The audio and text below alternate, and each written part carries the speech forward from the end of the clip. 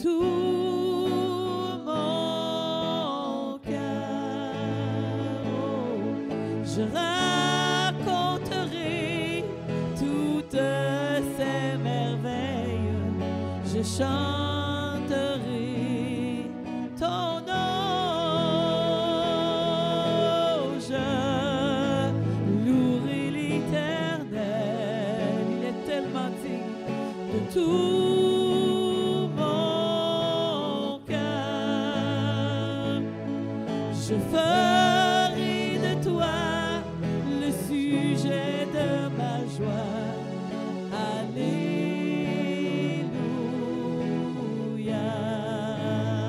Oh, je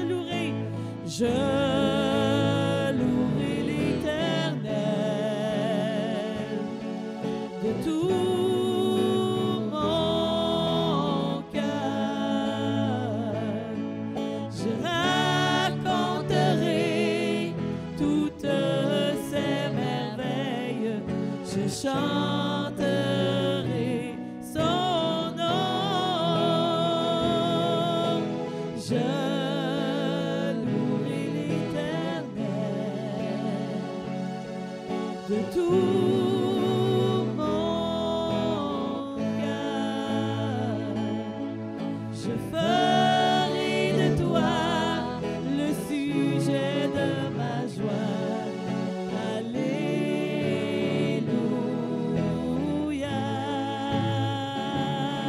Je ferai de toi le sujet de ma joie. Alléluia.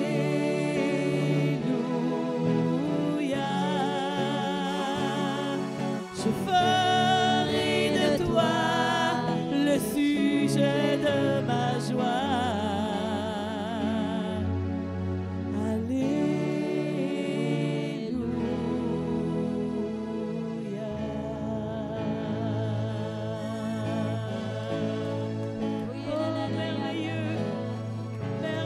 Merveilleux Jésus. Alléluia, alléluia, amen. Oh oui, amen.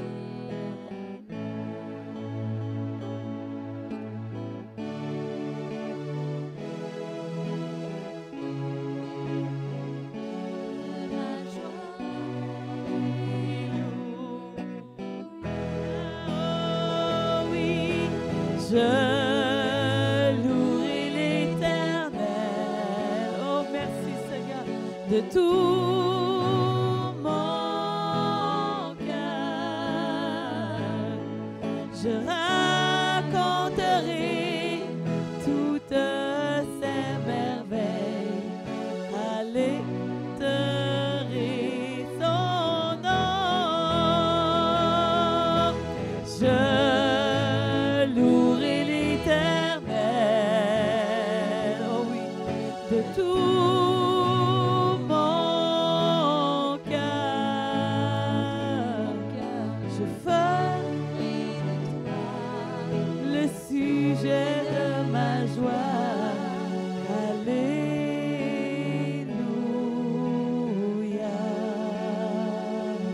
Je ferai de toi le sujet de ma joie. Oh, alléluia. Alléluia.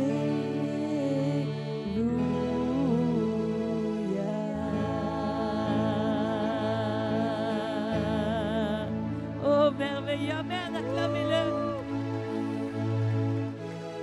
Merci, Seigneur. Alléluia. Gloire à Dieu. Alléluia. Il est écrit que ses bontés se renouvellent à chaque matin. Gloire à Dieu. Donc, j'invite notre missionnaire, notre frère Garib, à venir nous apporter la parole ce soir. Amen. Continuez de prier pour chaque rencontre, cette fin de semaine, rencontre de couple spéciale et la rencontre de dimanche aussi. Soyez richement bénis. Bonne écoute à tous. Juste un bon verre d'eau ici. Merci. Avec vous, notre frère Garib. Yes.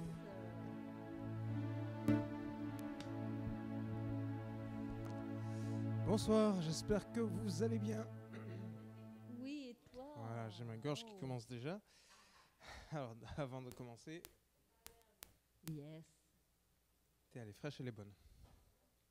Voilà, bonsoir à tous ceux qui sont de l'autre côté sur le net. Bonsoir à chacun de ceux qui sont présents physiquement. Ça fait plaisir aussi de se voir en chair et en os et de sentir la présence de l'âme de chacun. C'est très important. Alors ce soir, ça sera très particulier. Est-ce que vous êtes prêts à entendre jusqu'au bout? Oh yes. Oh yes. À ne pas partir avant que j'ai clôturé le message. Ok, ça va. Bon, on va prendre la parole de Dieu dans la lettre aux Romains. Voilà.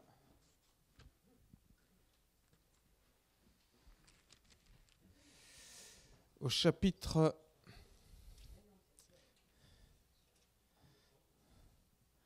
Voilà, vous avez bien fermé la porte à clé pour que personne puisse se sauver, c'est bon? Romains chapitre 8. Romains chapitre 8, à partir du verset 1er. Romains chapitre 8, donc la lettre aux Romains chapitre 8. On met tous les téléphones hors dérangement pour ne pas être perturbé par quelqu'un qui voudrait vous contacter. Comme ça, vous êtes concentrés sur la parole de Dieu et rien ne pourra vous perturber et vous ne manquerez rien de ce que le Seigneur veut vous donner ce soir. Romains chapitre 8. Il n'y a donc maintenant aucune condamnation pour ceux qui sont en Christ Jésus, qui marchent non selon la chair, mais selon l'esprit. En effet, la loi de l'esprit de vie en Christ Jésus m'a libéré de la loi du péché et de la mort. Car chose impossible à la loi parce que la chair la rendait sans force. Dieu, en envoyant à cause du péché son propre Fils dans une chair semblable à celle du péché, a condamné le péché dans la chair. Et cela pour que la justice prescrite par la loi soit accomplie en nous qui marchons non selon la chair, mais selon l'Esprit de Dieu.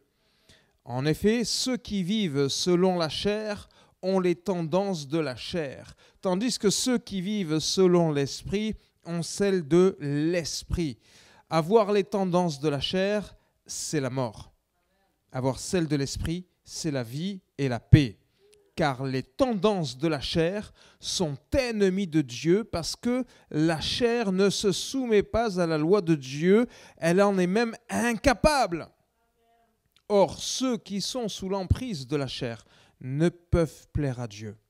Pour vous, vous n'êtes plus sous l'emprise de la chair, mais sous celle de l'esprit, si, la condition, si, du moins, l'esprit de Dieu habite en vous. Si quelqu'un n'a pas l'esprit de Christ, il ne lui appartient pas. Et si Christ est en vous, le corps, il est vrai, est mort à cause du péché, mais l'esprit est vie à cause de la justice. Et si l'esprit de celui qui a ressuscité Jésus d'entre les morts habite en vous, celui qui a ressuscité le Christ Jésus d'entre les morts donnera aussi la vie à vos corps mortels par son esprit qui habite en vous. Amen. Père de gloire, merci encore pour ce temps que nous passons dans ta présence ce soir. Seigneur Jésus, je déclare que toute puissance de ténèbres est liée et chassée loin de notre présence. Merci mon Père, mon Dieu, parce que Seigneur, ta parole, elle est vivante. Je ne veux pas apporter une lettre morte, je ne veux pas être un vain discoureur, mais Seigneur Jésus, qu'il y ait une démonstration d'esprit et de puissance, parce que ta parole, elle est toujours la même, elle agit toujours, Seigneur Jésus. Alors Seigneur, merci de m'assister de la puissance du Saint-Esprit et que ton nom soit glorifié au travers, non pas ma parole, mais ta parole. Au nom de Jésus, j'ai prié, Père. Amen, amen et amen. Gloire à Dieu. Gloire à Dieu. Alors, c'est très particulier. Aujourd'hui, vous avez fait attention, on dirait que c'est la pleine lune ce soir. C'est pas, les loups-garous ne vont pas sortir, vous inquiétez pas pour ça. On n'est pas superstitieux, ça porte malheur. Hein. Non, je plaisante, mais on n'est pas superstitieux quand même.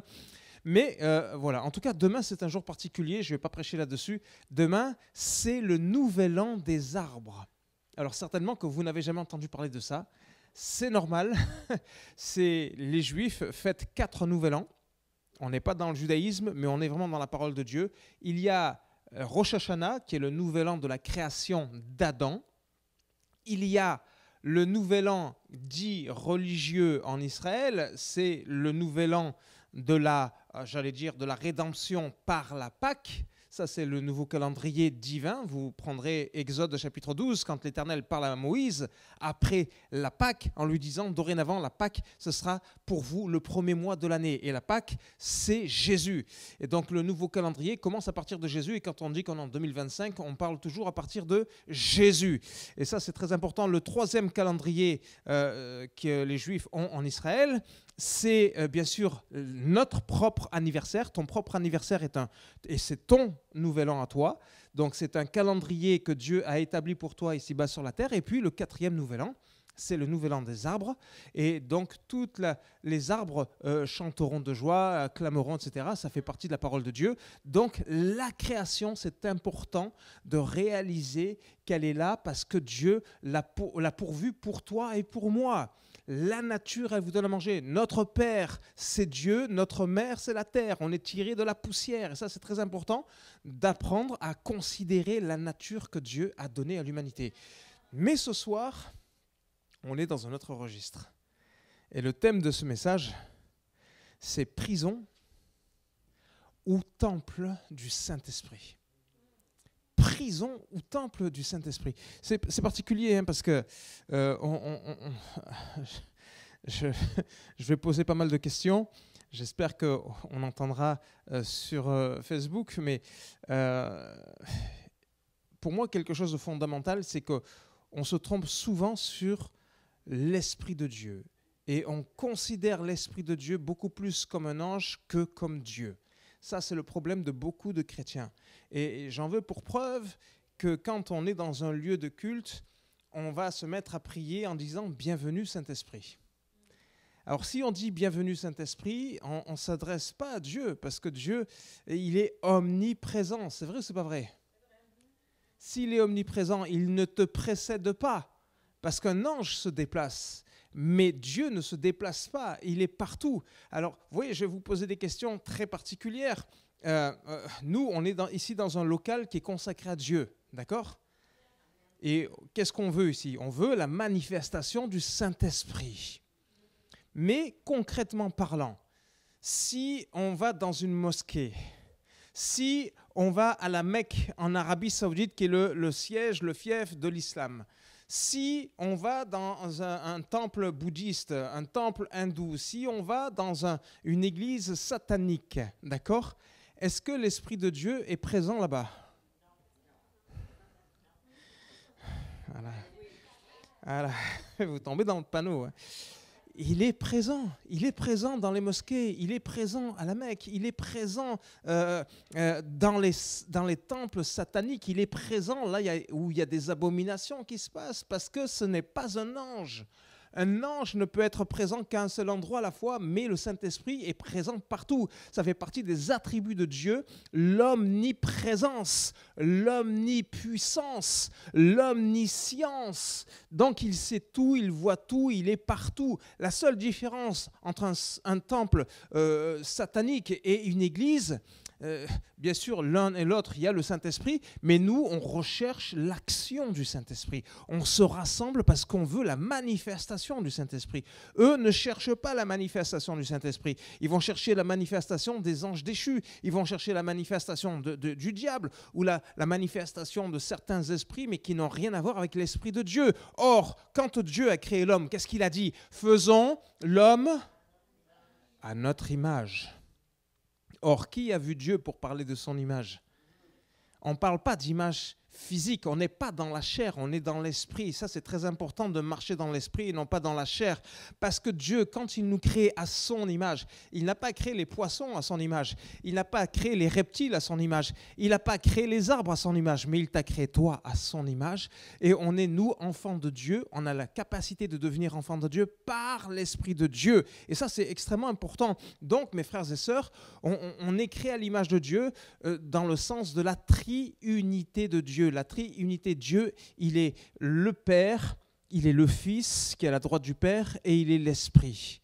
On ne croit pas en 3 dieux, on croit en un seul Dieu qui se manifeste sous 3 formes. Alors quand vous me voyez, vous voyez Garib, c'est vrai, mais vous voyez la chair de Garib. Vous pouvez sentir, si vous me regardez dans les yeux, vous pouvez sentir mon âme, parce que Dieu a fait de moi une âme vivante. Pourquoi je suis une âme vivante? Parce qu'il a déposé en moi un esprit. Et ça, c'est le don de Dieu qui fait que chacun de nous, on est une âme vivante. L'âme, c'est tout ce qui est tes émotions, tes sentiments. Et mon âme exalte, exulte l'Éternel. Vous voyez, David parlera à son âme pour pouvoir louer Dieu. Donc, notre âme peut être infectée. Tu peux être en bonne santé physique, mais être dépressif comme pas possible parce que ton âme, elle va mal. Et ton âme, pourquoi elle ira mal? Parce que tu n'es pas proche de Dieu. Donc on est corps, âme, esprit. Je ne suis pas, comment on appelle ça, les schizophrènes, hein? Je ne suis pas schizophrène. Je suis 3 en 1, comme le dentifrice, vous savez, non je rigole, mais enfin bref. Mais voilà, Garib, corps, âme, esprit, est fait à l'image de Dieu. Le Père, le Fils et l'Esprit. Notre triunité n'est pas parfaite, elle n'est pas divine, elle est juste naturelle, mais la triunité de Dieu, elle est parfaite, elle est divine, elle est surnaturelle, elle est extrêmement puissante. Vous voyez, et j'aime beaucoup la parole de Dieu, j'aime énormément la parole de Dieu parce qu'elle nous apprend énormément de choses, et ça c'est une science qui dépasse toutes les sciences, la parole de Dieu, parce que vous voyez, on voit souvent des serviteurs de Dieu dans la Bible qui peuvent se confronter à un ange, être confrontés à un ange. Et parfois, même on le voit dans l'Apocalypse, Jean qui est face à un ange, il va être saisi de crainte, il va se prosterner devant l'ange et l'ange va lui dire « Lève-toi, je ne suis que ton compagnon de service ». Un ange n'est qu'à un seul endroit à la fois. Le problème chez les chrétiens, c'est qu'on donne beaucoup d'importance aux démons. On donne beaucoup d'importance au diable. Vous voyez, vous allez dire « Ouais, mais attention, si tu dis ça, le diable peut t'entendre ». Mais le diable, vous faites du diable un Dieu omniprésent. Or, le diable n'est pas omniprésent. Un ange ne peut être présent qu'à un seul endroit à la fois. Donc, il faut arrêter de donner de l'importance au diable et de l'importance aux démons. Ce que je vais vous dire va être très, très surprenant. Vous n'êtes pas habitué à entendre peut-être ce que je vais dire, mais ce n'est pas grave. Mais concrètement parlant, de manière générale, d'accord ? De manière générale, est-ce que les démons sont sur terre? Là, vous n'osez plus répondre. Hein? C'est pas grave hein, de se tromper. Ils sont sur terre? Ok. Alors, de manière générale, les démons ne sont pas sur terre.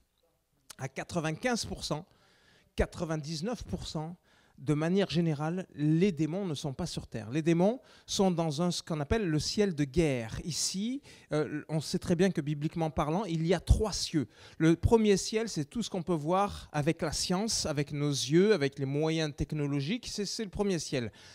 Le 3e ciel, on en parle, c'est l'apôtre Paul qui en parlera, quand il est ravi en esprit et qui se retrouve dans la gloire de Dieu, c'est le 3e ciel. Et entre le premier ciel et le 3e ciel, il y a ce qu'on appelle le ciel de guerre. Et ça, c'est extrêmement important, ce ciel de guerre, parce que c'est là que tout se passe, mes frères et sœurs. Vous savez, les démons, il y en a beaucoup qui croient qu'ils font la fête. Les démons ne font pas la fête. Imaginez-vous un être humain sans Dieu. Est-ce qu'il va bien? Imaginez-vous un chrétien sans Dieu, est-ce qu'il va bien?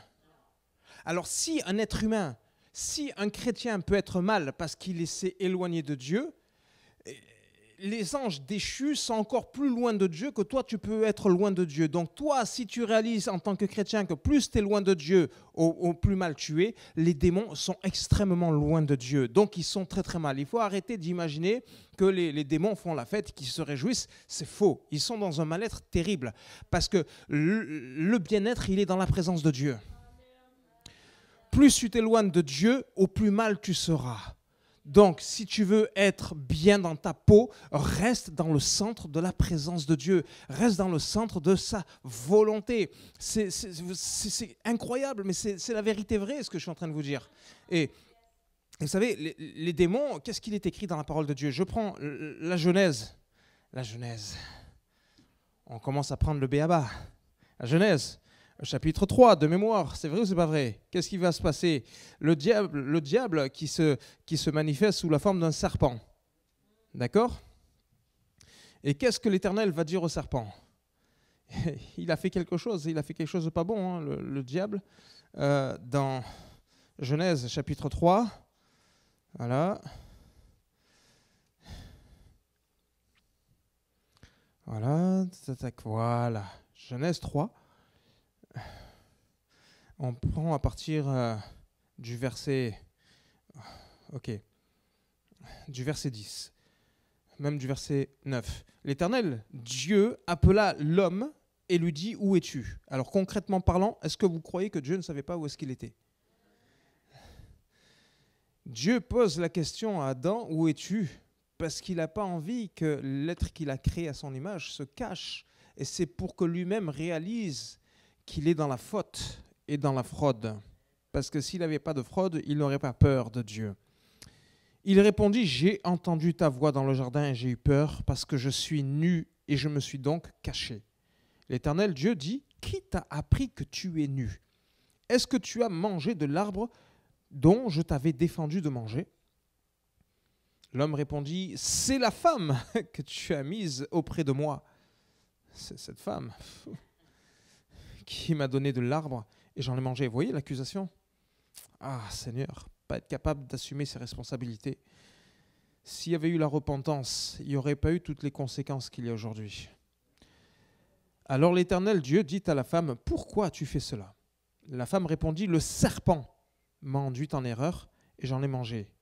L'Éternel Dieu dit au serpent, pourquoi? Et le serpent dit, c'est pas moi, c'est la pomme. Non, c'est pas vrai. Déjà, le fruit, on ne sait pas si c'est une pomme ou autre chose. Il ne faut pas tomber dans le panneau, hein, d'accord? Il y en a beaucoup qui font des images que c'était une pomme. C'est pas écrit ça dans la Bible. L'Éternel Dieu dit au serpent, puisque tu as fait cela, tu seras maudit entre tout le bétail et tous les animaux de la campagne. Tu marcheras sur ton ventre et tu mangeras de la poussière tous les jours de ta vie.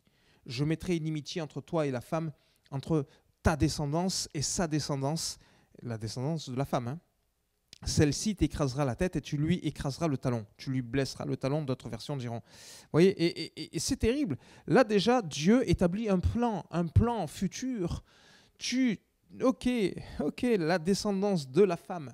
Et c'est exceptionnel de parler d'une descendance de femme, parce que bibliquement parlant, on parle toujours de la descendance par rapport à un homme. Si vous faites toutes les généalogies dans la parole de Dieu, c'est toujours une généalogie par le père, jamais par la mère. Et le seul qui soit d'une descendance de femme dans la Bible, c'est Jésus. Parce que Joseph n'était pas son père. Jésus est venu par l'Esprit Saint pour manifester que son père, c'est l'Éternel, c'est pas Joseph. Voilà comment on appelle Jésus fils de Marie et pas fils de Joseph. Donc c'est lui la descendance de la femme. Et là, on est en train de prophétiser, l'Éternel est en train de prophétiser que Jésus, qui lui seul sera la descendance de la femme, t'écrasera la tête. Et il va lui écraser la tête à la croix pendant que le diable va lui blesser le talon. Vous voyez, et ça c'est la crucifixion qui est déjà prophétisée ici dans la Genèse chapitre 3. Mais Dieu dit au serpent qu'il mordra la poussière.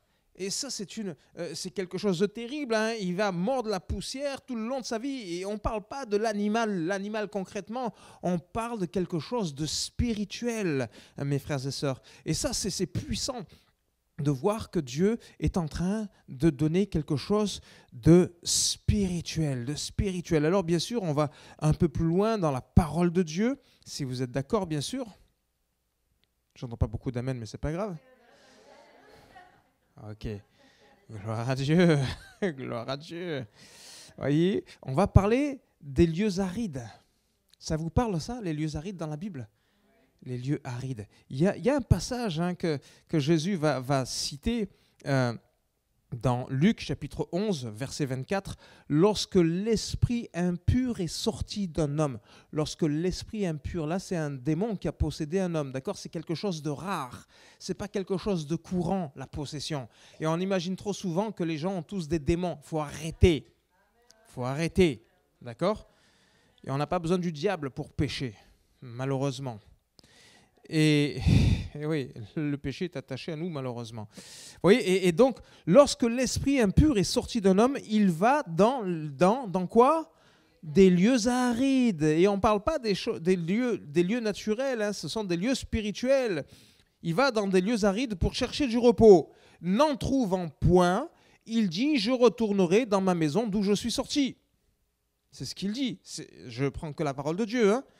Et c'est extraordinaire parce que, vous voyez, il va chercher un lieu où se reposer, mais il ne trouve pas de lieu où se reposer. Et finalement, il veut retourner dans la maison où il est sorti parce qu'il est mal. Il est mal. Il faut arrêter d'imaginer que les démons vont bien. C'est pas vrai. Ils vont vraiment mal. Et quand il arrive, verset 25, il trouve la maison balayée et ornée. La personne qui l'a possédée, oui, son âme est balayée et ornée. Mais le Saint-Esprit n'habite pas en lui parce qu'on peut être libéré d'un démon sans avoir accepté Jésus. Et ça, c'est terrible. Alors le démon, qu'est-ce qu'il fait? Il s'en va et il va chercher sept autres esprits. 7, chiffre 7, plus lui, ça fait 8. D'accord? Il va chercher 7 autres esprits plus méchants que lui.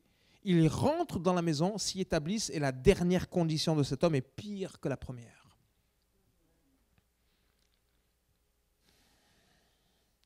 Oui, il est dans les lieux arides.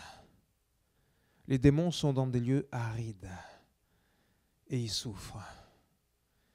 Ils sont dans un ciel de guerre. Ne donnez pas d'importance aux démons. Arrêtez de croire. Vous savez, il y a des chants, il y a des cantiques par lesquels malheureusement on fait entrer des fausses doctrines sans s'en rendre compte. Il y a des chants comme quand tu pries le Seigneur, quand tu loues le Seigneur, l'enfer tremble, tremble de peur. Vous connaissez ce chant? Bon, gloire à Dieu. Alléluia. Parce que ce n'est pas biblique. Qu'est-ce que tu veux qui tremble en enfer? Et ce n'est pas le royaume des démons, l'enfer. Il faut arrêter de croire que l'enfer, c'est le trône du diable. Non, je vous dis quelque chose au jour d'aujourd'hui. Soyez prêts à entendre ce que je veux dire. Est-ce qu'il y a quelqu'un en enfer? Il n'y a qu'une seule qui a répondu. Tous les autres, vous avez peur de répondre?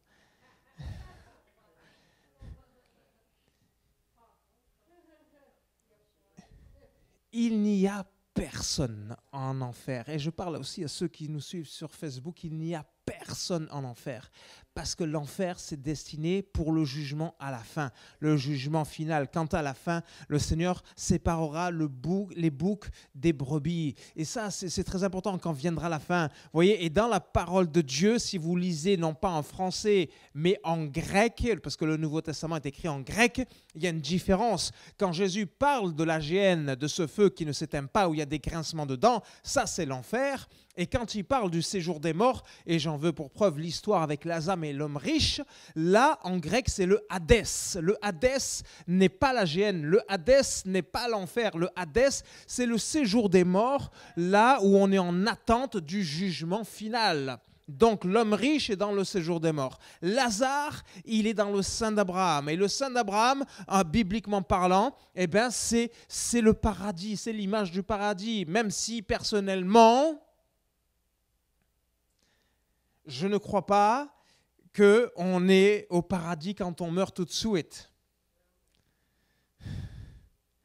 Il y en a qui vont me dire, oui, mais attention, Jésus, il a dit à l'un des deux brigands, aujourd'hui même, tu seras au paradis avec moi. Mais mes frères et sœurs, quand vous dormez le soir et que vous vous réveillez le matin, est-ce que vous avez l'impression qu'il s'est passé une éternité? On ne se rend pas compte du temps. Donc le jour où tu vas fermer les yeux, ici-bas sur la terre, et que tu vas ouvrir les yeux, tu ne sais pas le temps qui s'est passé, mais on ne sera plus dépendant du temps, on sera hors du temps. Et quand tu vas ouvrir les yeux, ça sera vraiment concrètement parlant pour être dans la gloire de Dieu. Donc tous ceux qui ont fait des vidéos 24 heures en enfer, pardon, mensonge. Faites très attention, il y en a qui veulent faire du business avec l'enfer. Il y en a qui veulent faire du business avec la démonologie. Il y en a qui veulent faire du business en faisant croire qui ont été ci, qui ont été là. J'ai vu des trucs, mes frères, des chrétiens qui font des trucs de fous. des chrétiens qui, soi-disant, vont en enfer. Ils vont en enfer et ils ont l'habitude de partir en enfer pour aller voir les âmes. Mais mon frère, ma soeur, il n'y a personne en enfer. Et moi, j'ai vu des choses, des chrétiens qui ont fait des choses en disant qu'en enfer, ils voient des femmes qui couchaient, qui forniquaient. Forniquer, ça veut dire avoir des relations en dehors du mariage. Et puis, elles étaient transpercées. C'est ce qu'elles racontaient. Elles dessinaient ce qu'elles voyaient en enfer, soi-disant, avec des gens de grandes lames qui venaient transpercer leurs entrailles intimes. Mais on est dans de la folie. On est dans la folie. Lazare et l'homme riche, et parce qu'ils ont fait aussi des choses par rapport aux hommes riches, ce qui leur tombait dessus, c'est de la folie ce qu'ils ont inventé. Mais comment on peut être malheureusement tordu, même en tant que chrétien, parce qu'on n'est plus équilibré spirituellement. Il faut arrêter de chercher des choses surnaturelles alors que les choses sont tellement simples. L'homme riche, il a demandé simplement de pouvoir mouiller ses lèvres avec un peu d'eau. Hein. Il n'était pas là persécuté par des démons. Il faut arrêter. Mes frères et sœurs, vous savez, hein, je vous raconte une histoire vraie, d'accord ? Tout ce que je vous dis, c'est des histoires vraies, c'est biblique, mais je vous raconte une histoire de ce qui s'est passé un jour. Il y avait un gars, un chrétien, il cherchait vraiment la présence de Dieu de manière phénoménale. Il voulait sentir quelque chose d'extraordinaire. Alors il va dans les champs et il passe des heures et des heures et des heures. Seigneur, je veux sentir ta présence, je veux sentir ta présence. Il est là, mais authentique cette histoire. Je veux sentir ta présence, je veux sentir. Oh Seigneur, je veux sentir quelque chose de surnaturel. Et puis au bout d'un moment, il commence à sentir un souffle. Oh Seigneur, je sens ton souffle sur mon cou. Oh Seigneur, c'est extraordinaire, je sens ton souffle sur mon cou. Et puis là, d'un seul coup, il y a quelque chose qui le touche. Il se tourne et c'était une vache qui était en train de le renifler. C'est une histoire authentique. Apprenez à être simple. Il n'y a pas besoin de rechercher des choses fantastiques. La simplicité de la présence de Dieu. Être simple comme un enfant. Être simple comme un enfant. Il y en a qui vont me dire, mais tu dis que le diable n'est pas sur terre. Et pourtant, Jésus, il a dit quelque chose. Il a dit, j'ai voyé Satan tomber du ciel sur la terre comme un éclair. C'est vrai ou c'est pas vrai? C'est écrit ça. C'est vrai ou c'est pas vrai? Alors vous allez dire, mais Garib, tu te contredis. Tu te contredis dans la parole, mes frères et sœurs. Quand Jésus dit dans Luc chapitre 10, verset 18, « Je voyais Satan tomber du ciel comme un éclair », il n'est pas en train de dire que Satan est en train de tomber sur terre. Il est en train de parler de sa chute, de son pouvoir. La chute de son pouvoir. Parce qu'il avait envoyé ses disciples 2 à 2 pour évangéliser. Il faisait des miracles incroyables. Et donc il voit Satan tomber du ciel. Donc il est en train de prophétiser la chute du pouvoir de Satan. Ce n'est pas le diable qui tombe concrètement ici-bas sur la terre. Ici, on est dans l'évangile selon Luc, chapitre 10, verset 18. Mais si on tourne un petit peu les pages dans l'Apocalypse, chapitre 12. Apocalypse, chapitre 12. Et on lit à partir du verset 7. Ça, c'est des choses qui vont arriver, qui ne sont pas encore arrivées. On est d'accord? Il y eut guerre dans le ciel. Michel et ses anges combattirent contre le dragon. Ils combattirent contre le dragon. Et le dragon et ses anges combattirent.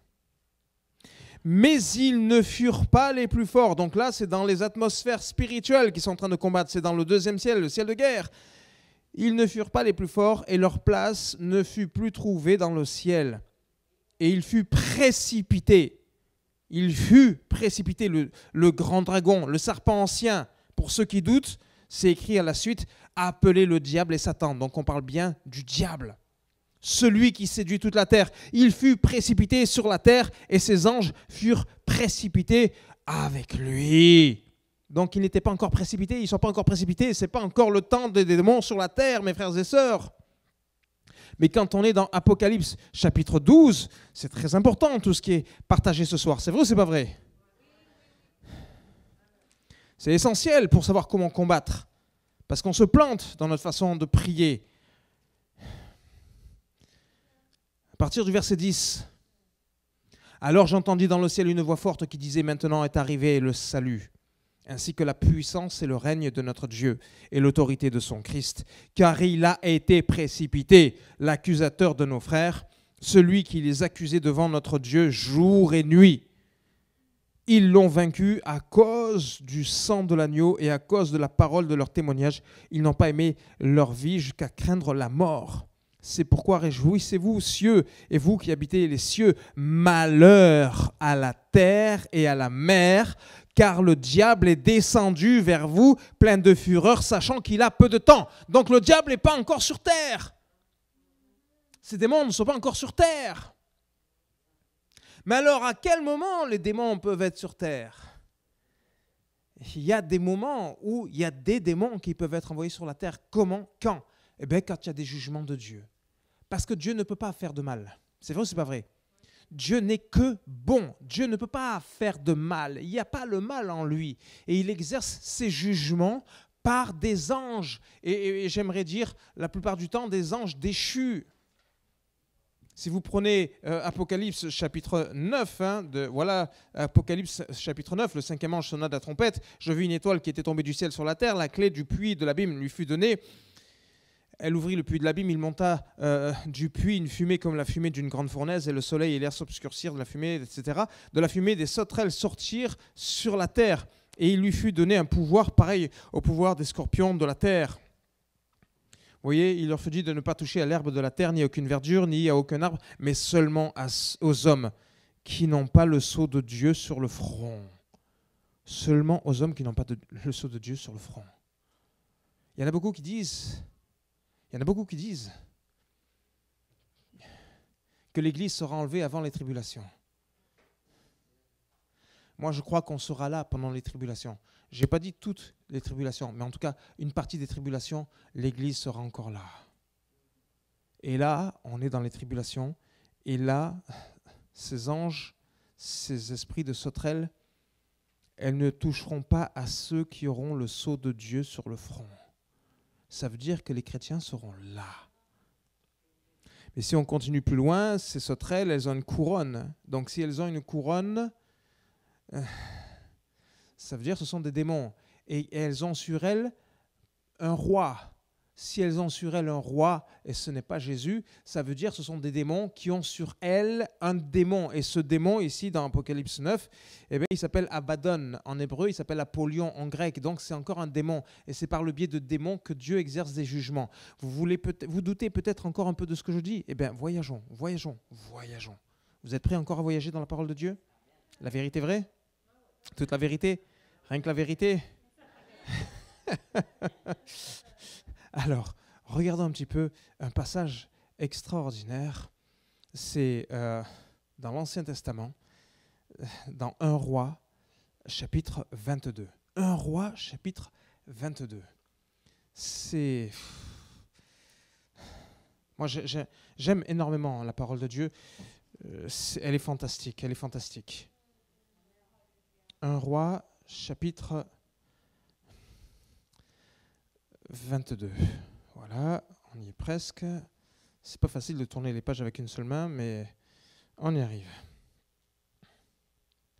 On va prendre à partir du verset 18. Parce qu'il est question d'un prophète, un prophète qui prophétise toujours le malheur au roi d'Israël. Donc j'ai dit 1 Roi chapitre 22, à partir du verset 18. Voilà, tous les prophètes prophétisent toujours la victoire à ce roi. Et alors le roi d'Israël dit à Josaphat, « Ne te l'ai-je pas dit, il ne prophétise sur moi rien de bon, en parlant de Michée, mais seulement du mal. » Alors Michée dit, « Eh bien oui, écoute la parole de l'Éternel. » Parce qu'il lui a dit qu'il allait gagner la guerre, donc il lui a menti juste avant. « Eh bien oui, écoute la parole de l'Éternel. J'ai vu l'Éternel siégeant sur son trône, et toute l'armée des cieux se tenant auprès de lui, à sa droite et à sa gauche. L'Éternel a dit, « Qui séduira Akab pour qu'il monte à Ramoth en Galaad et qu'il y tombe ?» Ils répondirent l'un d'une manière, l'autre de l'autre. Donc c'est le Seigneur qui appelle. Alors un esprit sortit et se tint devant l'Éternel et dit, « Moi, je le séduirai. L'Éternel lui dit, comment ? Je sortirai, répondit-il, et je deviendrai un esprit de mensonge dans la bouche de tous ces prophètes. L'Éternel dit, tu le séduiras et tu réussiras bien à le séduire. Sors et fais ainsi. Et maintenant, voici que l'Éternel a mis un esprit de mensonge dans la bouche de tous tes prophètes que voici. Et l'Éternel a décrété un malheur contre toi. Vous voyez, c'est un esprit de mensonge qui se présente devant l'Éternel. C'est lui qui va inspirer des paroles de mensonge aux prophètes. Voilà comment un esprit de mensonge a pu venir ici-bas sur la terre pour exercer un jugement de Dieu. On n'est pas encore dans Armageddon, mes frères et sœurs. Les démons sont dans ce ciel de guerre où ils essayent de manipuler l'esprit de l'homme pour les influencer à faire ci, à faire ça, comme des liens, d'accord ? Le seul moyen où un démon peut être sur la terre, c'est quand Dieu veut exercer un jugement sur la terre à un moment spécifique. Le seul moment où un démon peut être sur la terre, c'est quand il va posséder quelqu'un. Mais là, il faut aller très très loin pour devenir un cas de possession. Ce n'est pas tout le monde qui peut être possédé comme ça. Vous voyez ? Donc les démons sont dans des lieux arides. Et alors, c'est vrai, tu peux voir la manifestation d'un démon. Est-ce que le démon était concrètement là ? Ce n'est pas parce que tu as vu un démon qu'il était réellement là.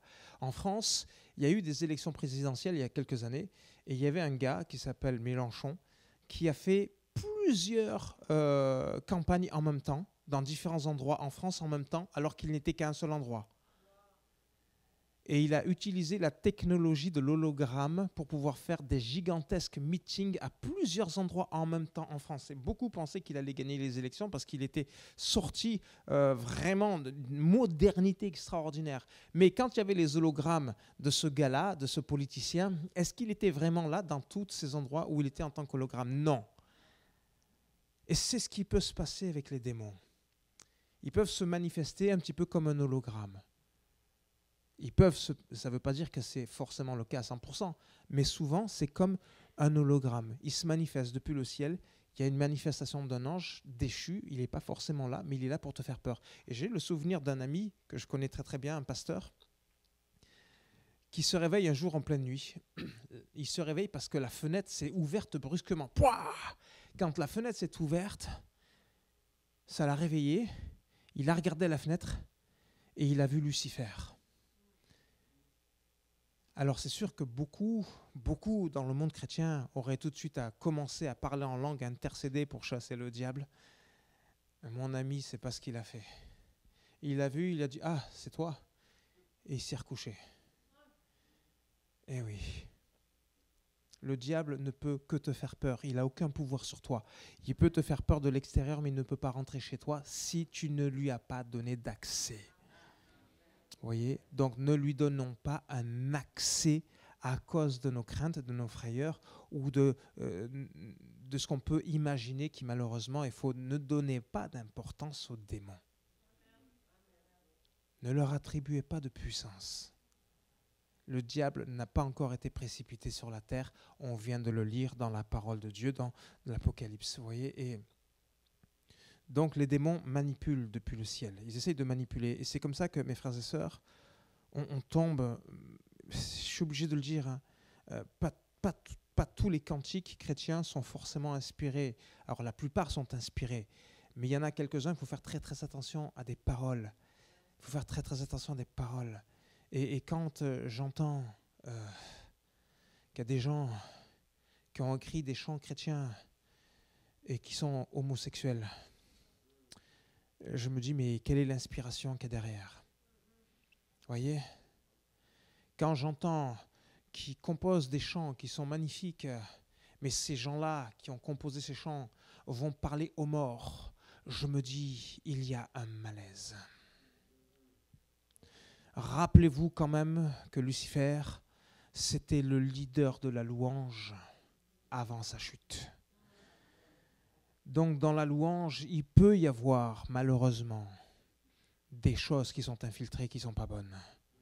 Voilà comment dans la louange, il faut être extrêmement prudent et vraiment veiller. Parce qu'on a vite fait de monter dans l'orgueil et d'être finalement inspiré par l'esprit de Lucifer, parce que ça, c'est l'orgueil qui l'a fait tomber malheureusement. Et j'ai vu des gens tomber dans la louange, parce que quand on est dans la louange, qu'on a une belle voix, il y a des gens qui tombent amoureux de ceux qui louent avec une belle voix. Et l'onction peut donner à des gens de tomber amoureux. Faites très très attention aux voleurs d'onction qui vont détruire votre onction. Restez toujours au pied de Jésus et rappelez-vous que la voix que vous avez, si c'est une belle voix que vous avez, tout n'est que grâce. Et ne vous élevez pas à cause de votre voix, ni à cause de votre don, de ce que vous savez jouer d'un instrument ou quoi que ce soit. Tout n'est que grâce. Mes frères et sœurs, restons au chevet, restons au pied de notre Seigneur Jésus. Pour moi, vous savez, moi-même, j'ai fait des concerts d'évangélisation et j'ai vu des gens tomber amoureux de moi. Et moi, je ne suis pas là pour pactiser avec les émotions. Je ne suis pas là pour pactiser avec les sentiments. La vie est très, très, très importante. On n'a qu'une seule vie, il ne faut pas la perdre. Jacques dira dans le chapitre 4, au verset 3, « Vous demandez et vous ne recevez pas, parce que vous demandez mal. » Vous demandez mal. Comment on va demander, mes frères et sœurs? Jésus, qu'est-ce qu'il va dire? Quand vous priez, faites pas comme les pharisiens, qui sont là en train de toujours dire la même chose. Non, non, non. Quand tu veux quelque chose, crois que tu l'as reçu et tu le verras s'accomplir. Crois que tu l'as reçu. Donc, si tu veux qu'une prière soit exaucée, confesse ce que tu veux voir. Qu'est-ce que tu veux voir? Tu veux voir ta maladie être partie? Ne prie pas pour ta guérison, mais remercie Dieu de t'avoir guéri. Tu veux un job avec un meilleur salaire? Ne prie pas pour avoir un meilleur job. Remercie Dieu d'avoir préparé un job super pour toi. Tu veux le mariage? Ne prie pas pour le mariage. Remercie Dieu d'avoir préparé une épouse ou un mari qui te correspond. Remercie-le pour celle qu'il a préparé pour toi. Mais remercie-le de te préparer lui-même pour ton futur partenaire. Changeons notre façon de prier. Malheureusement, c'est le système de la santé d'ici-bas sur la terre qui nous a inspirés au lieu de Jésus. Et c'est la sécurité sociale qui devient notre foi au lieu d'être Jésus. Et je vous le dis, mes frères et sœurs, il y a une dizaine de jours, j'aurais dû mourir. Je vous dis la vérité vraie. J'aurais dû mourir. Parce qu'il y a une dizaine de jours, je dis une dizaine, demain ça fera 2 semaines, quand je suis rentré chez moi, toute la nuit, mon cœur battait à plus de 200. 200 par minute. Je ne sais pas si vous imaginez la vitesse, mais beaucoup m'ont dit, appelle les urgences. Mes frères m'ont dit, appelle les urgences. Mon urgence, c'est Jésus. C'est ça le numéro que je connais. Au jour du malheur, invoque-moi et je te répondrai. Je crois que c'est Psaume 51,15. Enfin bref, vous voyez, ça c'est le numéro personnel du Seigneur, si vous le voulez. Psaume 51,15. Voilà, je vous ai donné son numéro. Mais voilà, toute la nuit, mon cœur battait à plus de 200 par minute. Le lendemain, le vendredi, mon cœur battait à 150 toute la journée. Le samedi, mon cœur battait à 120. Il y avait déjà une amélioration. Le dimanche, j'étais à 112 à peu près. Et puis voilà, aujourd'hui que mon cœur bat à peu près à 50, 60 par minute. Donc oui, il y a une sacrée différence. Mais pas un seul instant, j'étais dans la crainte. Pas un seul instant, j'étais dans la peur. Parce que si je pars, je sais où je vais. Je sais où je vais. Et je peux vous dire une chose, tant que ce n'est pas ton heure, ça ne sera pas ton heure. Alors arrête de paniquer. Parce que quand c'est l'heure de Dieu, c'est ton heure. Et ne cherche pas à négocier avec ton heure. Parce que l'heure où Dieu a décidé de te reprendre, c'est le moment parfait. Donc ne t'inquiète pas. La différence entre beaucoup de musulmans et beaucoup de chrétiens, c'est que les musulmans n'ont pas peur de la mort. Ils sont même très fiers de mourir pour la cause de l'islam et beaucoup sont prêts à faire le djihad, ce qui est abominable, à se faire exploser pour l'expansion de l'islam. Je parle des radicaux musulmans, pas de tous, mais la plupart. Ils n'ont pas peur de mourir et pourtant, ils n'ont pas l'assurance de leur salut. Et nous, on dit toujours on a l'assurance de notre salut, mais on a peur de mourir. Il y a quelque chose qui ne va pas. Il y a quelque chose qui ne va pas, mes frères et sœurs. Donc concrètement, quand on prie, est-ce qu'on peut dire « Viens Saint-Esprit » ?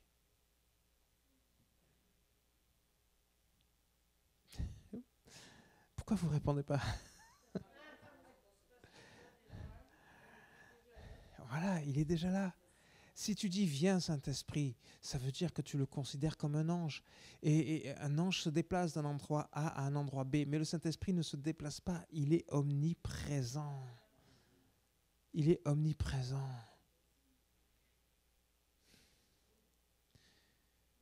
Et ça, c'est très important. Faites très attention parce que c'est souvent à cause des chants qu'on chante « Viens Saint-Esprit », vous voyez, des chants, et puis ça devient notre manière de prier.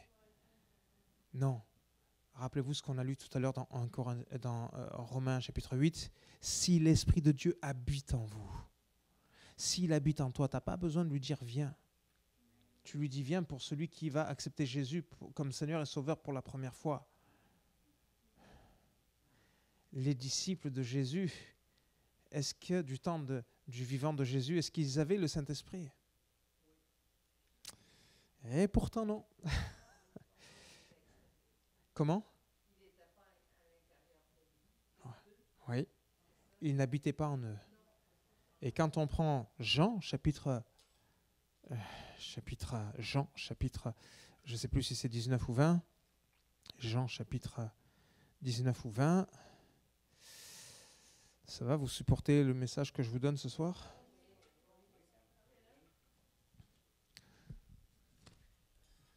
Voilà, Jean chapitre 20. Voilà, Jean chapitre 20. Ah, c'est pas facile à une main, mais on y arrive. Verset 19. Le soir de ce jour qui était le premier de la semaine, les portes du lieu où se trouvaient les disciples étaient fermées par la crainte qu'ils avaient des Juifs. Et Jésus vint, et debout au milieu d'eux, il leur dit que la paix soit avec vous.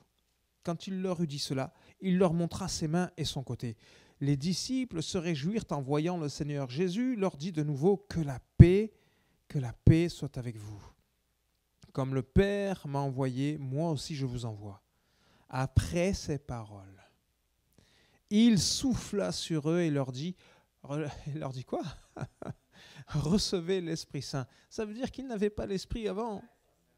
Ils ne l'avaient pas. Recevez l'Esprit Saint. Et plus tard va arriver la Pentecôte. Ils n'ont pas reçu le Saint-Esprit à la Pentecôte, ils l'ont reçu ici. Mais à la Pentecôte, c'est là qu'ils ont commencé à goûter la puissance du Saint-Esprit, à libérer la puissance du Saint-Esprit. Vous voyez, il y a une différence entre recevoir le Saint-Esprit et être baptisé du Saint-Esprit. Tu reçois le Saint-Esprit le jour où tu reconnais que Jésus est ton Seigneur et ton Sauveur, parce que c'est le Saint-Esprit qui te le révèle. Mais derrière ça, tu as besoin de libérer la puissance du Saint-Esprit. Libérer. Que le Saint-Esprit habite en toi, c'est bien, mais ce n'est pas suffisant. Parce que malheureusement, est-ce qu'on n'attriste pas souvent le Saint-Esprit ? Eh oui, hein. La Bible le dira, Éphésiens 4, verset 30, « N'attristez pas le Saint-Esprit de Dieu ». Ça veut dire que seuls les chrétiens ont la capacité d'attrister le Saint-Esprit. Ça, c'est terrible, d'attrister le Saint-Esprit. C'est horrible d'attrister le Saint-Esprit. Et tu vas l'attrister comment ? Eh bien, quand au lieu de parler de Jésus, tu te tais. Eh oui, quand au lieu de parler de Jésus, tu te tais, tu attristes le Saint-Esprit. Parce que mes frères et sœurs, on a beau parler des ministères, des grands pasteurs, des grands évangélistes, on a beau parler des grands apôtres, des grands prophètes, en réalité, mes frères et sœurs, je ne crois pas au ministère de la femme. Alors, pasteur Linda va me tuer. Je ne crois pas au ministère de l'homme. Là, en général, les femmes elles sont contentes quand je dis ça, mais ici, voilà. Je ne crois qu'au ministère du Saint-Esprit. Et ça, vous savez, c'est crucial. Parce que si toi, tu es attaché au ministère d'un homme ou d'une femme, le jour où il va te décevoir, tu risques de quitter l'Église. Ne sois pas attaché à l'homme ou à la femme, sois attaché à l'Esprit de Dieu. Parce que tous les dons, tous sans exception, viennent de l'Esprit de Dieu. Les dons spirituels, c'est l'Esprit de Dieu qui les donne. Si tu as la capacité de prophétiser, c'est le Saint-Esprit. Si tu as la capacité d'avoir des paroles de connaissance, c'est le Saint-Esprit. Si tu as la capacité d'avoir des paroles de miracle, c'est le Saint-Esprit. Si tu as la capacité de prier pour les malades et qu'ils soient guéris, c'est le Saint-Esprit. Si tu as la capacité de chasser les démons, c'est par le Saint-Esprit. Si tu as la capacité de parler à quelqu'un, que la personne donne sa vie à Jésus, c'est même pas toi qui le convertis, c'est le Saint-Esprit. Hein, conformément à Jean chapitre 16, à partir du verset 5, il est avantageux pour vous que je m'en aille, pour que je vous envoie le Saint-Esprit. Lui convaincra le monde de péché, de justice, de jugement. C'est le Saint-Esprit qui convainc les gens de péché, de justice et de jugement. Ce n'est pas moi. Donc réalisez toute l'œuvre du Saint-Esprit et n'attristez pas le Saint-Esprit. Parce que malheureusement, à cause de fausses doctrines parfois, on emprisonne le Saint-Esprit et on devient une prison au lieu d'être le temple du Saint-Esprit. Et beaucoup de chrétiens sont tristes. Beaucoup trop de chrétiens sont tristes parce qu'en réalité, ils ont fait de leur temple une prison du Saint-Esprit. Ça y est, tu es chrétien et tu n'évangélises plus. Tu ne parles plus de Jésus. Le Saint-Esprit t'a attristé. Alors tu vas être mal dans ta peau. Tu as la capacité de faire du bien, tu ne le fais pas. Tu attristes le Saint-Esprit. Tu as la capacité d'investir pour le royaume de Dieu, tu ne le fais pas. De donner, tu ne le fais pas. Tu ne donnes pas ta dîme, tu ne donnes pas tes offrandes. Tu ne le fais pas, tu attristes le Saint-Esprit. Parce que le Saint-Esprit est généreux. Tu as la capacité de prier pour quelqu'un, tu ne pries pas pour cette personne. Tu attristes le Saint-Esprit. Tu as la possibilité d'appeler quelqu'un et de lui demander si ça va, tu ne le fais pas, tu attristes. Tu sais qu'un frère ou une sœur est à l'hôpital, malade, ou qu'il est hospitalisé, et tu ne vas pas lui rendre visite, tu attristes le Saint-Esprit. Tu as la capacité d'aller en prison pour pouvoir parler de Jésus en prison, tu ne le fais pas. Si une porte est ouverte et tu ne le fais pas, tu attristes le Saint-Esprit. Toutes les fois où tu as la possibilité de faire du bien, tu ne le fais pas, tu attristes le Saint-Esprit. Et voilà comment beaucoup de chrétiens sont des tristes chrétiens. Et beaucoup de chrétiens sont des chrétiens qui ne passent leur temps que à se plaindre. Parce qu'ils attristent le Saint-Esprit. Beaucoup de chrétiens sont mal dans leur peau, sont malheureux, parce qu'ils sont égoïstes. Égoïstes. Ils ne pensent qu'à leurs propres intérêts. Beaucoup de chrétiens sont dans la dépression, parce qu'ils attristent le Saint-Esprit. Et quand tu attristes le Saint-Esprit, tu es mal. Tu es mal. Tu ne peux pas être bien quand le Saint-Esprit qui habite en toi est triste. Tu ne pourras jamais être bien. Même si tu viens dans la louange, tu seras mal. Tu viens à l'église et comment tu vas? Ça va par la grâce de Dieu, mais en fait, tu ne vas pas bien. Dans ton couple, ça ne va pas. À la maison, ça ne va pas. Tu rentres à la maison, c'est les querelles, c'est les cris. Ça ne va pas. Tu t'enfermes, tu parles à personne dans ta maison. Tu parles à personne. Pourquoi? Parce que tu passes ton temps à attrister le Saint-Esprit. Tu as donné beaucoup de pouvoir au diable, mais tu as retiré la puissance du Saint-Esprit dans ta vie. Tu ne peux pas être bien. Tu ne peux pas être bien, c'est pas possible. Moi, je me rappelle, vous savez, il y a plusieurs années, dans le pays de mon père, mes grands-parents qui savaient que j'avais donné ma vie à Jésus, parce que je ne l'ai pas caché, je voulais inviter toute ma famille musulmane à venir à l'église pour assister, parce que pour moi, j'espérais qu'ils viennent à mon baptême et qu'ils puissent entendre le message de l'évangile et qu'ils puissent eux-mêmes être sauvés. Mais j'avais oublié que moi-même, j'étais extrêmement violent avant de donner ma vie à Jésus. Et c'est ça, la nouvelle naissance, tout est effacé, on oublie tout, mais ceux qui sont toujours dans les ténèbres ont toujours les réactions des ténèbres. Et ma grand-mère, quand j'étais avec elle, chez elle, j'étais avec une de mes tantes. Et alors que j'étais à table à chaque fois que je voulais parler, ma grand-mère, elle me faisait fermer ma bouche. Et ça, c'est violent, c'est très violent. Parce que je suis le fils aîné de mon père, qui est le fils aîné de mon grand-père, qui est le fils aîné de mon arrière-grand-père. Je fais partie de la lignée des fils aînés. Et dans l'islam, les fils aînés sont extrêmement importants. J'étais toujours chouchouté. À partir du jour où j'ai quitté l'islam, je suis devenu non pas le chouchouté, mais le rejeté. Et là, c'est violent quand tu passes d'une position de chouchou à une position de rejeté par tes propres grands-parents. Et vous savez, le plat de ma grand-mère avait beau être bon, mais quand tu es rejeté, ça a beau être bon, tout a un goût amer. Et alors j'ai quitté la table. Je me suis isolé. Et à un moment, j'avais ma tante qui est venue me voir et qui me dit « Mais Garib, qu'est-ce qu'il y a ?» Et je ne voulais pas lui dire.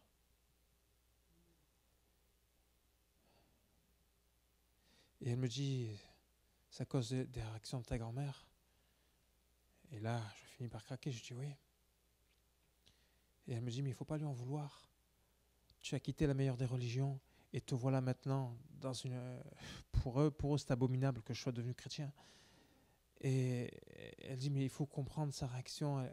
Elle est en colère, elle est dégoûtée. » Et j'ai quitté la maison de ma grand-mère. J'étais dans le bus avec ma tante. Et pendant que j'étais sur le chemin, je pleurais.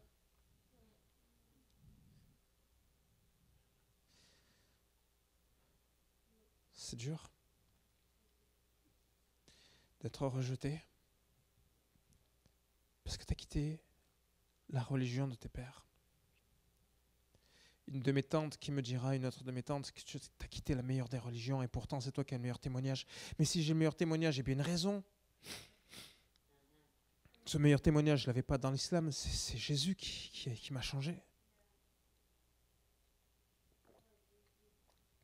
Et sur la route,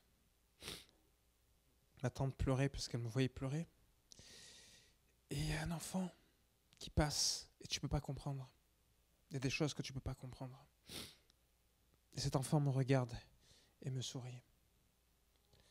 Et cet enfant qui me regarde et qui me sourit, j'ai senti Jésus qui me regardait et qui me souriait et qui disait « Mon fils, je suis fier de toi. Est-ce que tu ne m'as pas renié ? Tu ne m'as pas renié, je ne te renierai pas devant le Père. » Et là, la consolation est venue tout de suite. Heureux serez-vous lorsque vous serez persécutés à cause de mon nom. Et ça, c'est ce qui fait la puissance de l'Évangile. C'est que si on a le courage de parler, c'est l'amour qui nous donne cette audace. Et quand on ne garde pas cet amour pour nous, quand on est prêt à le partager, c'est douloureux. Le Saint-Esprit se réjouit. Et t'as beau souffrir à cause du rejet, si tu es rejeté à cause de Jésus, quand tu parles de Jésus, le Saint-Esprit ne sera pas attristé, il sera heureux, parce que tu as ouvert ta bouche. Et quand le Saint-Esprit est heureux, alors tu ne peux pas comprendre pourquoi ni comment. Mais la joie, elle reprend le dessus. Ce soir, je te poserai la question, ça fait combien de temps que tu n'as pas parlé de Jésus à une âme ? Est-ce que tu as même déjà parlé de Jésus à ton voisin ? Est-ce que tu as même déjà parlé de Jésus à tes collègues de travail, à l'école ? Est-ce que tu as parlé de Jésus à ta famille ?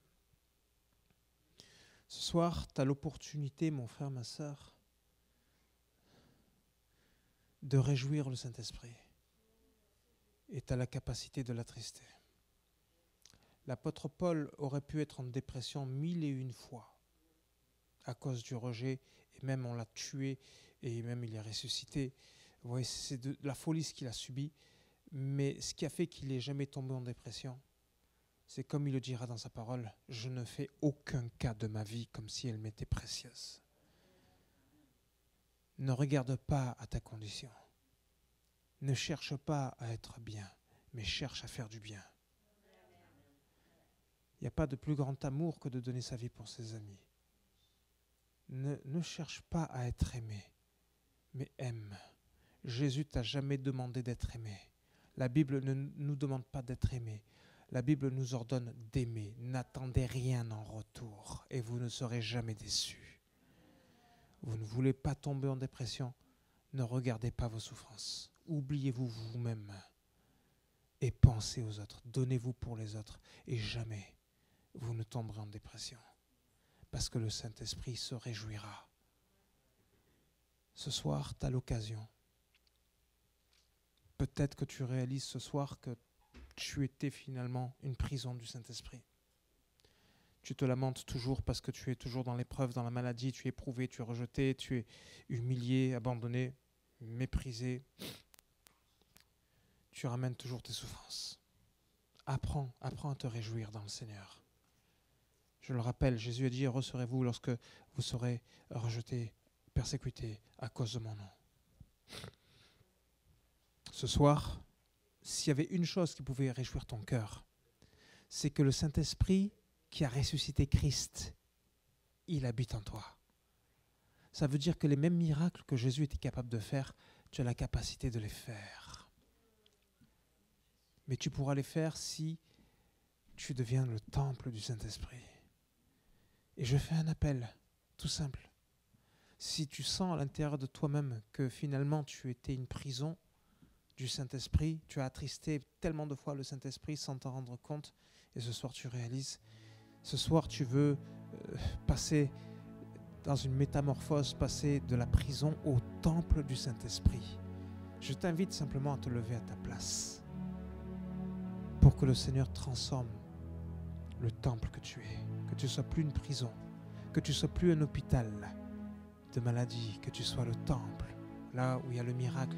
Gloire à Dieu, que Dieu te bénisse ma soeur, sois béni mon frère, sois béni mon frère, sois béni ma soeur, sois béni mon frère, sois béni ma soeur, que Dieu vous bénisse ma soeur, que Dieu vous bénisse ma soeur, sois béni ma soeur, sois béni mon frère, sois béni mon frère, sois béni mon frère.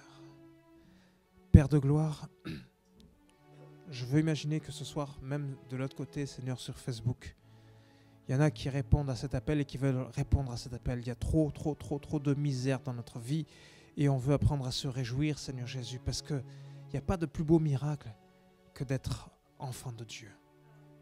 Dans l'abondance ou dans la disette, on veut se réjouir. On ne veut pas se réjouir parce qu'on a été béni. On veut, Seigneur, apprendre à se réjouir dans l'épreuve.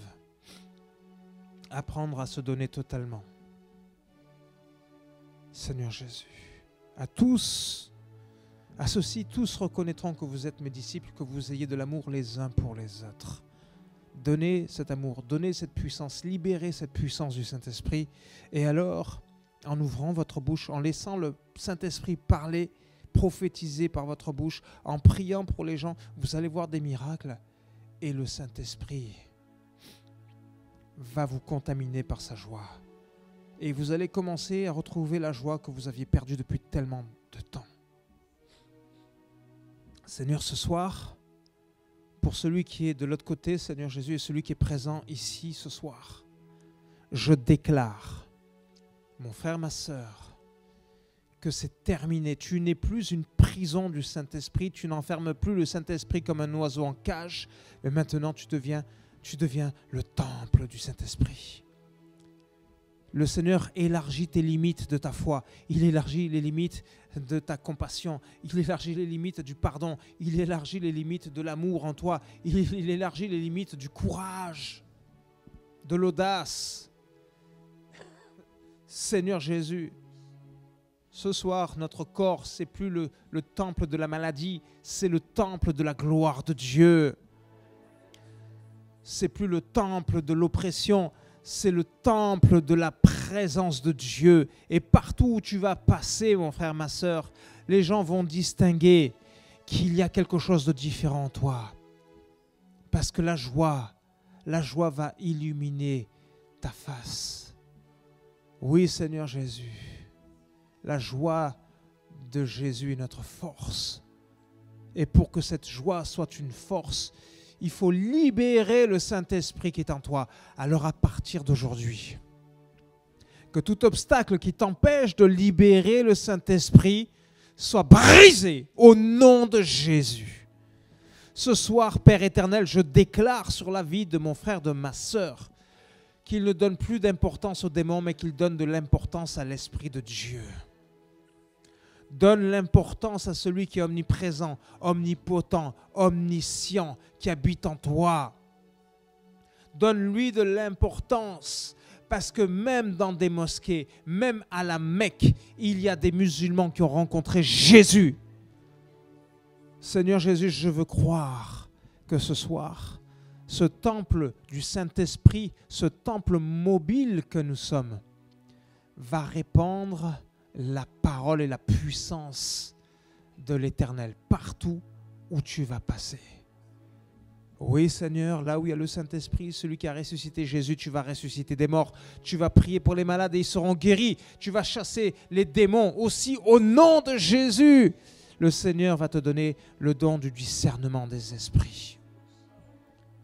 Qu'on n'attribue pas au diable ce qui n'a rien à voir avec lui. Seigneur Jésus, donne-nous ton équilibre. On veut prier avec foi. On ne veut pas demander, on veut te remercier de ce que tu as déjà tout donné.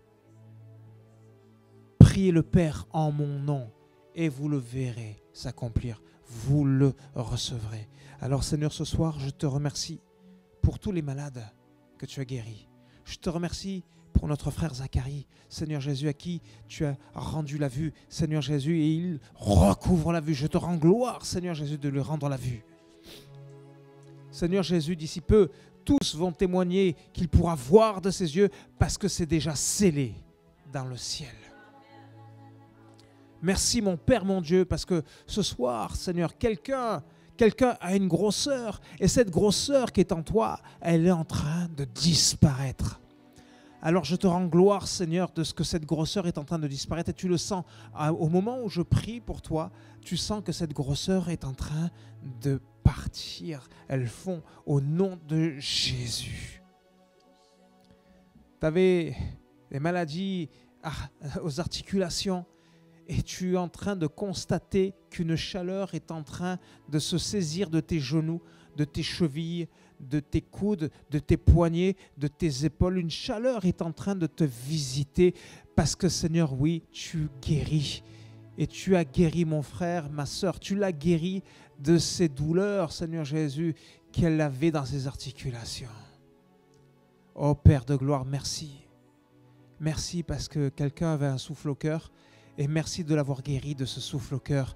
Merci Seigneur Jésus parce que quand il y avait Lazare, tu n'as pas fait des intercessions, tu n'as pas fait des jeûnes, tu n'as pas fait des incantations. Tu as dit, je te loue Père de ce que tu m'as exaucé. Et tu as dit à Lazare 2 mots. Lazare sort! Et il est ressuscité tout simplement ce soir. Reçois cette puissance du Saint-Esprit. Il n'y a pas besoin de faire des diagnostics comme le médecin. Déclare ce que tu veux voir. Et ce soir, je déclare que toi qui as des problèmes financiers, le Seigneur te propulse, il t'élève à un nouveau poste et tu vas être étonné parce que les finances vont pleuvoir comme le déluge, un déluge de bénédiction qui va couler sur toi. Seigneur Jésus, merci parce que quelqu'un ce soir, avec son enfant dans son foyer, dans sa famille, a été brisé, sa famille a été éclatée. Avec tes enfants, tu n'as plus de relation. Dans ton mariage, il n'y a plus de relation. Mais ce soir, le Seigneur te dit qu'il rétablit ton foyer. Il rétablit la connexion avec tes enfants. Et ce que le diable a détruit, le Seigneur maintenant l'a réparé. Alors attends-toi à des réconciliations énormes dans ta famille. Le Saint-Esprit va te surprendre. Merci mon Père, mon Dieu. Merci mon Père, mon Dieu. Parce que quelqu'un a reçu cette semaine une mauvaise nouvelle de la part de son médecin. Je ne sais pas qui c'est. Mais toi qui as reçu une mauvaise nouvelle de la part de ton docteur, quand tu vas le revoir, il va être choqué. Parce que ce qu'il a déclaré sur ta santé a disparu. Ça a disparu maintenant. Merci Père. Parce que ton enfant n'est pas le temple de la maladie, ce n'est pas le temple de l'infirmité, c'est le temple du Saint-Esprit, c'est le temple de la gloire de Dieu. Merci de transformer notre façon de prier.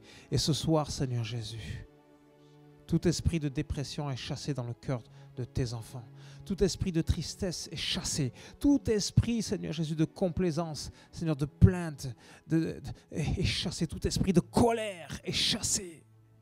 Et maintenant, c'est un esprit de joie qui vient sur toi.